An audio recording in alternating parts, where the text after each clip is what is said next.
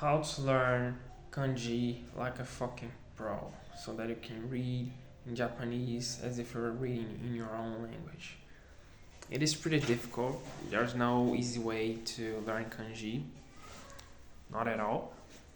But after trying different methods to learn kanji, I just found out that downloading an Anki deck with all the most common kanjis is just really not effective because you're trying to learn a very hard element of the Japanese language through the brute force method. It's really not effective in my opinion. So the second method is to learn in the traditional way that people like to do in school in Japan, but that also doesn't work for foreign speakers because when those Japanese kids start to study the kanji in school, they are already pretty fluent in their target language in Japanese, and so for them it's much easier, and it takes years for them to master kanji. So I would certainly avoid this path as well. There's another method uh, which came from a book.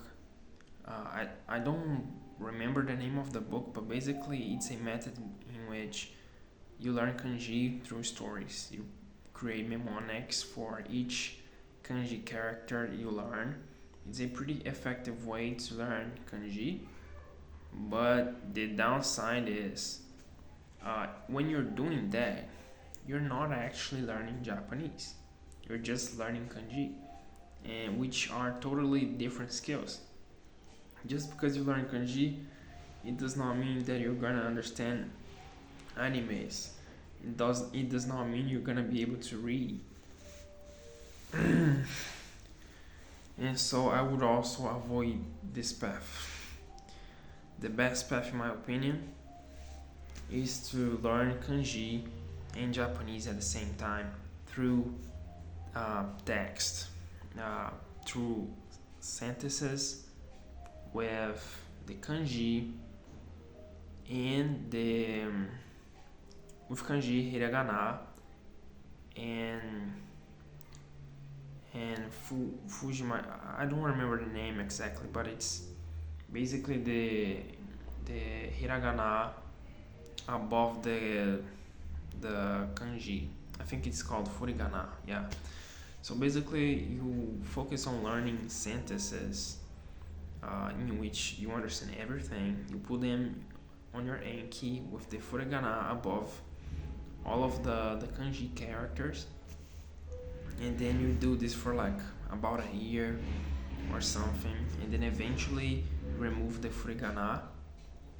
And when you do that, you're naturally gonna learn the vocabulary, the sentence, but also the kanji characters.